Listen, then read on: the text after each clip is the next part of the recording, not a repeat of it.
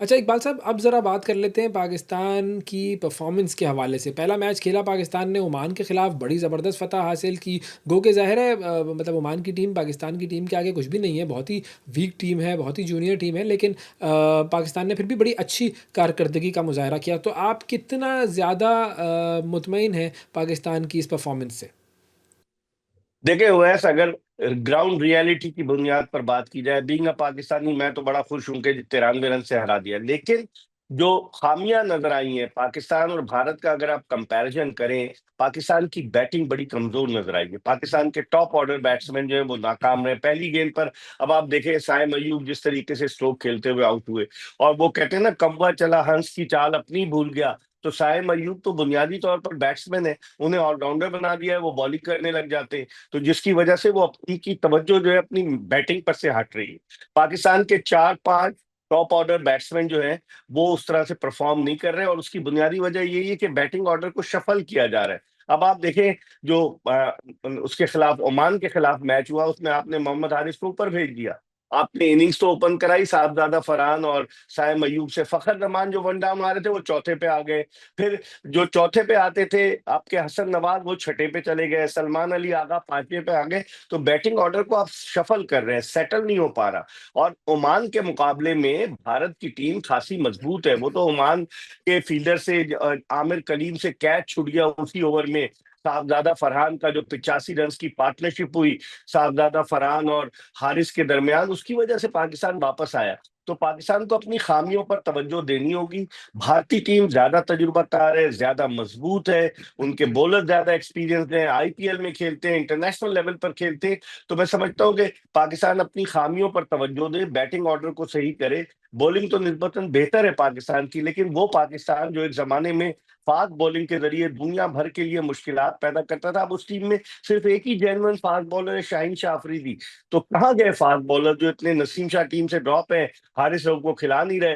तो बहुत सारी प्रॉब्लम तो हैं, लेकिन एक जज्बा, एक जोश होता है भारत के खिलाफ। और पाकिस्तानी टीम के बारे में वैस कहा जाता है अनप्रिडिक्टेबल टीम है। जिस तरह से 66 रन पर इन्होंने ट्राई नेशन सीरीज के फाइनल में अफगानिस्तान को आउट किया, लोग समझ रहे थे बड़ा कांटे का मुकाबला होगा, तो कुछ भी आप इनसे तवक्को कर सकते हैं। अच्छा इकबाल साहब, ये बताइएगा कि बाबर आज़म का और मोहम्मद रिजवान का टीम में ना होना, ये टीम पर किस तरह का असर डाल रहा है? देखिए, बाबर को तो मुझे लगता है कि जाती अना की भेंट चढ़ा दिया गया है। कुछ लोग सिलेक्शन कमेटी में ऐसे जो बाबर को पसंद नहीं करते, और माइक हैसन भी उनकी हाँ में हाँ मिला रहे हैं, क्योंकि वो कोचिंग के लिए आए हैं, 2 साल का कॉन्ट्रैक्ट है, डॉलर्स उन्हें मिल रहे हैं। तो वो कहते हैं कि मैं बोर्ड की पॉलिसी टो करूं। हालांकि बाबर जैसा बैट्समैन पाकिस्तान में, आप देखें 2015 में उसने डेब्यू किया था, मई 2015 में अपना वनडे डेब्यू मैंने कवर किया था गद्दाफी स्टेडियम लाहौर में वर्सेस जिम्बाब्वे। उसके बाद से 10 साल में आप मुझे बताएं कौन सा सुपरस्टार आया है पाकिस्तान के पास? शाहीन शाह अफरीदी आए 2018 में, लेकिन उनकी परफॉर्मेंस में अप्स एंड डाउन से। तो बाबर के साथ ज्यादती कर रहे हैं, एक तजुर्बाकार बैट्समैन की आपको जरूरत है। लेकिन जो माइक हैसन का फार्मूला है कि मार धाड़ करो, लगता है कि इंटेंट उन्होंने ये कह दी कि अग्रेसिव इंटेंट हो, तो अग्रेसिव इंटेंट अच्छी बॉलिंग के खिलाफ फल जाएगी। लेकिन बाबर के साथ ज्यादती है। रिजवान भी जो है वो, उन्होंने कैरेबियन प्रीमियर लीग में रन स्कोर किए, अब रिजवान भी बाहर है। हारिस को बहुत ज्यादा प्रमोट किया जा रहा है, 10-11 इनिंग्स में नाकामी के बाद उनको जो है कल वन डाउन भेजा गया और उन्होंने रन्स कर दिए।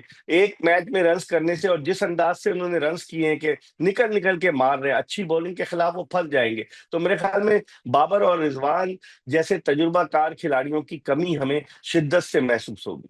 इकबाल साहब, ये बताइएगा, इंडियन टीम है उसके हवाले से बात कर लेते हैं। आपका तजर्बा क्या कहता है, आपका एनालिसिस क्या कहता है? इंडिया के कौन-कौन से खिलाड़ी ऐसे हैं जो कि आज पाकिस्तान के मैच में पाकिस्तान के ख़िलाफ़ जो हैं वो ज़रा अच्छी कारकर्दगी का मुज़ाहरा कर सकते हैं? वो जो प्लेयर्स टू वॉच होते हैं, वो कौन से हैं इंडिया के? देखिए वैसे अगर देखें आप, पाकिस्तान और इंडिया का जब भी मुकाबला हुआ बड़ा सख्त हुआ है, लेकिन इस मर्तबा वो विराट कोहली जो हमेशा फंस के पाकिस्तान के खिलाफ बैटिंग करता था, मैन ऑफ क्राइसिस था, वो टीम में नहीं है। रोहित शर्मा टीम में नहीं है, लेकिन उनके पास इतना टैलेंट है कि आप देखें, सूर्या कुमार यादव उनके कप्तान है, शुभमन गिल, शिवम दुबे बड़े जबरदस्त बैट्समैन है, अभिषेक नायर उनके ओपनर है, और उसके अलावा सैमसन, वो भी बड़े जबरदस्त है। उनकी टीम बड़ी तगड़ी है। फिर बॉलिंग में आप देखें, जसप्रीत बुमराह है, हार्दिक पांड्या है, हार्दिक पांड्या जब मैच खेलते हैं तो आपने देखा होगा कि उनके हाथ में जो घड़ी होती है वो 20 करोड़ रुपए उसकी भारतीय करेंसी में मालियत है, पाकिस्तानी तकरीबन 60 करोड़ रुपए की घड़ी है। और वो घड़ी दुनिया के 50 लोगों के लिए बनाई गई थी, सबसे पहले राफेल नडाल के लिए बनाई गई जो टेनिस प्लेयर है। तो अब और हार्दिक पांड्या हमेशा पाकिस्तान के खिलाफ करते हैं। फिर उनकी बॉलिंग में कुलदीप यादव है, फिर उनके अलावा वरुण चक्रवर्ती है जो अबरार की तरह मिस्ट्री बॉलर है, फिर अक्षर पटेल है। तो उनकी बॉलिंग उनकी बैटिंग काफी मजबूत नहीं, ये अलग बात है वो कलेक्ट कर जाए। शाहीन शाह अफरीदी का मैं देख रहा था रिकॉर्ड कि अपने पहले ही ओवर में वो विकेट लिए हैं उन्होंने, लेकिन अब भारत के खिलाफ क्या करते हैं देखना होगा। इसी मैदान पर आपको याद होगा वैस कि चैंपियंस ट्रॉफी में भारत ने पाकिस्तान को हराया था, जहां रोहित शर्मा और विराट कोहली मौजूद थे। ना अब उस टीम के श्रेयस अय्यर इस टीम में, ना विराट कोहली है, ना रोहित शर्मा है, लेकिन फिर भी एक यंग टीम है, एनर्जेटिक टीम है, टफ टाइम देगी। ऑन पेपर मजबूती नजर आती है। आप देखें इस वक्त T20 की वर्ल्ड रैंकिंग में भारत नंबर 1 है। तो उसको देखते हुए मुझे लग का पल्ला भारी है, लेकिन पाकिस्तान के बारे में कहा जाता है अनप्रिडिक्टेबल टीम है, कभी हंसाती है तो कभी रुलाती है, तो कुछ पता नहीं है पाकिस्तान क्या कर जाए। अच्छा, ये आपने बड़ी इंटरेस्टिंग बात की कि भारत की जो टीम है वो नंबर वन टीम है, यंग टीम है लेकिन फिर भी नंबर वन टीम है। और हम ये देखते हैं कि वो बड़ा अच्छी परफॉर्मेंस के साथ जो है वो मैदान में उतरते हैं, बड़े कॉन्फिडेंस के साथ मैदान में उतरते हैं, बड़ा अच्छा गेम खेल रहे होते हैं। तो और पाकिस्तान की अगर हम बात करें तो पाकिस्तान में भी यंगस्टर्स हैं, लेकिन पाकिस्तान के यंगस्टर्स का मामला ये है कि वो स्टार तो बन जाते हैं, सुपरस्टार नहीं बन पाते, या कुछ ऐसा होता है कि जिसकी वजह से उनकी जो ग्रोथ है वो शायद रुक जाती है। वो इंडिया की टीम ऐसा क्या कर रही है, इंडिया का बोर्ड ऐसा क्या कर रहा है, क्यों उनकी जो यंग टीम है वो नंबर वन हो चुकी है और नंबर वन के तौर पर अच्छी कारकर्दगी दे रही है, क्या वजह है? एक तो कंसिस्टेंसी, मुस्तकिल मिजाजी की कमी है पाकिस्तान में। जिस तरीके से खिलाड़ी आते हैं चले जाते हैं, हमने आप देखे पिछले बरस कितने खिलाड़ी हमने आजमाए जो आए और चले गए। तो बहुत सारी चीजें हैं। और फिर वो लोग रेगुलर क्रिकेट खेलते हैं, फिर उनके यहाँ IPL है जो दुनिया भर की नंबर 1 लीग है। तो IPL की वजह से भी और दुनिया भर के टॉप के क्रिकेटर्स जो है वो IPL में खेलते हैं, जिसकी वजह से उन खिलाड़ियों को उनके साथ खेलकर अपनी सलाहियतों को निखारने का मौका मिलता है। तो उसकी मेन रीजन यही है। और फिर माशी तौर पर बड़े वो जिसे कहना चाहिए कि खुशहाल है भारतीय क्रिकेटर्स के, उनको इतने पैसे मिलते हैं। जो पाकिस्तानी क्रिकेटर्स तो रोते रहते हैं कि हमें पैसे नहीं मिलते, लेकिन बहुत सारे फैक्टर हैं जिसकी वजह से टैलेंट बहुत ज्यादा है। फिर आप देखें 1.25 अरब की आबादी का मुल्क है, हर सूबे में उनके जो है वो क्रिकेट ही क्रिकेट है।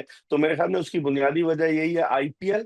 और फिर उसके अलावा बुनियादी वजह ये भी है कि उनके खिलाड़ियों को पैसे अच्छे मिलते हैं और दुनिया के टॉप क्रिकेटर्स के साथ खेलते हैं, जिसकी वजह से उनकी परफॉर्मेंस और बेहतर होती है। अच्छा, अगर हम पाकिस्तान की टीम की बात करें तो पाकिस्तान के आज के मैच के हिसाब से जो प्लेयर्स टू वॉच हैं वो कौन से होंगे, कौन से प्लेयर्स भारत के लिए खतरनाक साबित हो सकते हैं आज के मैच में? देखिए हमारी अगर स्ट्रेंथ की आप बात करें, एक तो फखर जमान मोस्ट सीजन कैंपेनर, सबसे तजुर्बाकार खिलाड़ी, रन स्कोर कर रहा है, उस पर सबकी नजरें होंगी। एक तो फखर जमान हमारे लिए बड़ा इंपॉर्टेंट है। दूसरे जिस तरह की परफॉर्मेंस मोहम्मद नवाज ने दी है, ऑलराउंड कारकर्दगी, वो दो इंपॉर्टेंट प्लेयर्स हैं। फिर डिपेंड करता है मोहम्मद हारिस ने कल जिस तरह से बैटिंग की, वो लग रहा था कि निकल निकल के मार रहा है। बॉलिंग ना तजुर्बाकार थी, कमजोर थी। भारतीय टीम होमवर्क करके आएगी कि मोहम्मद हारिस, क्योंकि वो सर्किल का फायदा उठाने की कोशिश करते हैं, 1 डाउन आया तो भारतीय टीम उस पर नजर रखेगी। उसके अलावा अगर आप परफॉर्मेंस वाइज देखें, रहीम शाह अफरीदी से बात वाबस्ता है हमेशा। यही आपको याद होगा 2021 में उन्होंने एक ही ओवर में जो 2 विकेट हासिल की थी, सूर्या कुमार यादव की और रोहित शर्मा की, तो वहीं से वो हीरो बने। तो अब यही 2-3 प्लेयर्स ऐसे हैं कि जिनसे बहुत तवक्कुआत वाबस्ता है। कप्तान सलमान अली आगा ने पहले ही मैच में ट्राई नेशन के रन्स किए थे, उसके बाद रन्स ही नहीं हो। उनके अलावा साइम अयूब बॉलिंग बजाय बैटिंग की तरफ ध्यान देने के, साहबजादा फरहान छोटी छोटी इनिंग्स खेल रहे हैं, इतने इफेक्टिव साबित नहीं हो रहे। हसन नवाज जो इतने अच्छे बैट्समैन है, PSL में अच्छी परफॉर्मेंस दी, उनका नंबर बदल के वो भी इतने मुतासिर कुन कारकर्दगी नहीं पेश कर रहे। तो ये लम्हा फिक्रिया है। फिर सुफियान मुकीम जो मिस्ट्री स्पिनर है, और अबरार, ये दोनों क्या करते हैं देखना होगा, क्योंकि भारतीय क्रिकेटर जो है वो स्पिनर्स को बहुत अच्छा खेलते हैं। लेकिन अब हमारी बैटिंग और उनकी बॉलिंग के दरमियान मुकाबला होगा असल तो, क्योंकि हमारी बैटिंग वल्नरेबल है।